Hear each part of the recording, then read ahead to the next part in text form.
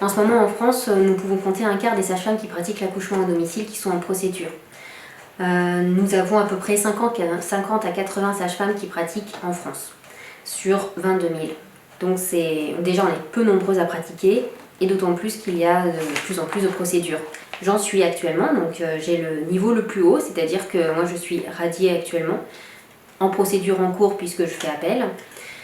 Dans mon cas, c'est l'ARS Nouvelle-Aquitaine, donc l'Agence régionale de la santé Nouvelle-Aquitaine qui a porté plainte à mon encontre.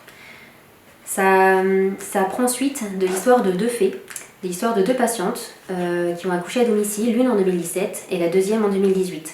Ces deux patientes ont un point commun. Il y a eu une infection dans les jours qui ont suivi l'accouchement pour l'une et dans les heures qui ont suivi l'accouchement pour l'autre d'une infection à Streptocoque A. Cette infection à Streptocoque A est une infection qui est bénigne, c'est-à-dire que cette bactérie-là n'est pas comme le staphylocoque doré, il n'y a pas de résistance aux antibiotiques, c'est une bactérie qui est commune, que l'on peut avoir en portage sain au niveau de la gorge. De mon côté, je ne suis pas porteuse, ni en 2017, ni en 2018. C'est-à-dire qu'on m'a fait un prélèvement pour vérifier si j'étais porteuse de cette bactérie. Les résultats ont toujours été négatifs. Donc ces deux patientes ont été transférées à l'hôpital de Guéret pour cette infection. Elles ont été prises en charge. Actuellement, elles vont bien, elles n'ont pas de séquelles, pas de complications. C'est des patientes qui ont nécessité d'une hospitalisation sur une semaine avec traitement par antibiotiques.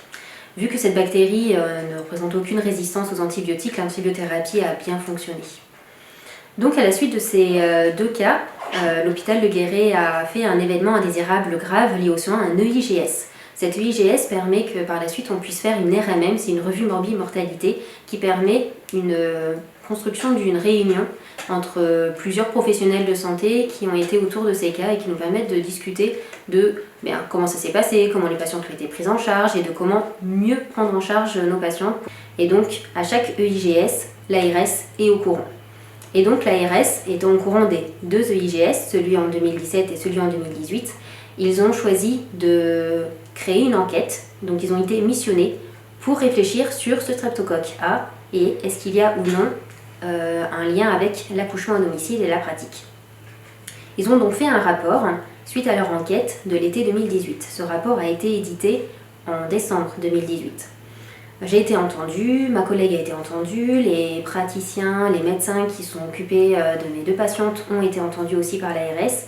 Et donc lorsque j'ai reçu le rapport et que je l'ai lu, ce n'était pas un rapport sur le streptocoque A, ce n'était pas un rapport sur la prise en charge globale de ces patientes, c'est-à-dire ce que j'ai fait, ce que l'hôpital a fait, mais en fait c'était sur moi, sur ma pratique, sur comment on pratique l'accouchement à domicile, sur qu'est-ce qui s'est passé à domicile. Donc pour moi c'était un rapport à charge et c'est avec ce rapport à charge qu'ils ont décidé de porter plainte à mon encontre et contre mon ex-collaboratrice.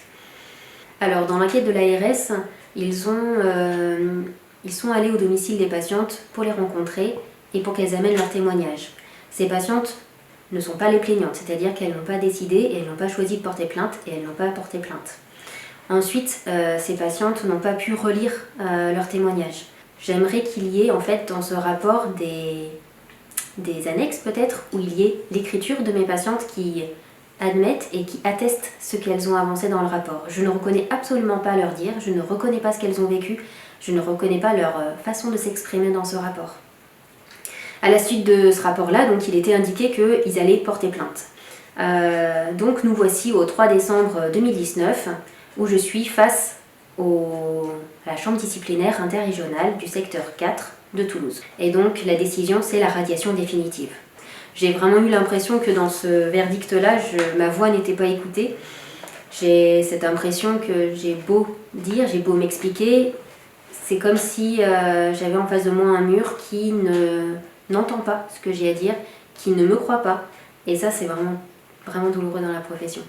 Je suis en face de sages-femmes, je suis en face de collègues, de consoeurs, et en fait, aucune d'entre elles ne pratique l'accouchement à domicile, aucune d'entre elles non pratiquée en libéral, et je me demande comment on peut avoir un regard neutre sur ma pratique si je ne suis pas en face de sages-femmes qui pratiquent comme moi en quelque sorte, c'est-à-dire dans les mêmes conditions.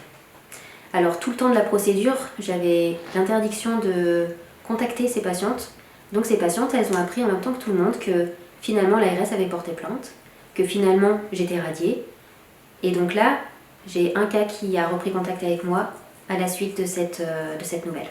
le cas qui m'a recontacté souhaite pour le moment me soutenir et souhaite avoir plus d'informations sur ce qui se passe. La plupart des plaintes qui sont actuellement traitées au tribunal ordinal sont des plaintes qui concernent des sages-femmes qui pratiquent l'accouchement à domicile. Je pense qu'il y a beaucoup de plaintes actuellement contre les sages-femmes qui pratiquent l'accouchement à domicile parce que leur pratique n'est pas connue, n'est pas vue et n'est pas contrôlée par une équipe médicale externe, par des médecins ou par d'autres professionnels de santé. Donc on suppose, on imagine ce qui se passe à domicile, mais je pense que vu qu'on n'a pas la main mise sur ce qui se passe à domicile, ça amène de l'attention, ça amène de l'imagination, ça amène ce côté conflictuel que quelque chose nous échappe. Mes collègues qui sont actuellement en procédure contestent le pourquoi on porte plainte contre elles. Si par exemple on est à domicile et qu'on voit une pathologie, ou qu'on voit un bébé qui ne va pas bien, on l'oriente à l'hôpital. Bien évidemment, s'il y a des séquelles, s'il y a un décès, ce n'est pas forcément à cause de la sage-femme. La sage-femme a fait son travail, elle a transféré la patiente, elle a transféré le nouveau-né à la maternité.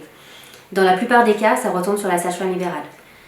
Si on voit la même chose qui se passe à l'hôpital, aucun bruit. Il n'y a pas de plainte contre la sage-femme, il n'y a pas de procédure de ce genre, en tout cas pas à ma connaissance. Je n'ai jamais entendu parler d'une sage-femme hospitalière qui, constatant que soit une des patientes a besoin d'être transférée dans un hôpital plus grand, soit un bébé qui est en train de décéder, soit en contrepartie radié.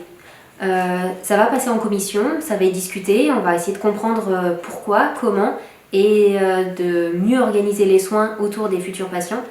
Mais je n'ai jamais entendu parler de sage-femme radiée ou de sage-femme qui passe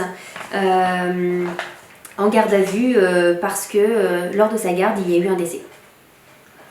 C'est là où je trouve vraiment que toutes les procédures qui existent actuellement contre des sages-femmes qui pratiquent l'accouchement à domicile sont vraiment hors pair. Elles sont élevées, elles sont excessives, elles sont vraiment démesurées par rapport à ce qui peut se passer à l'hôpital, à ce que l'on peut voir à l'hôpital.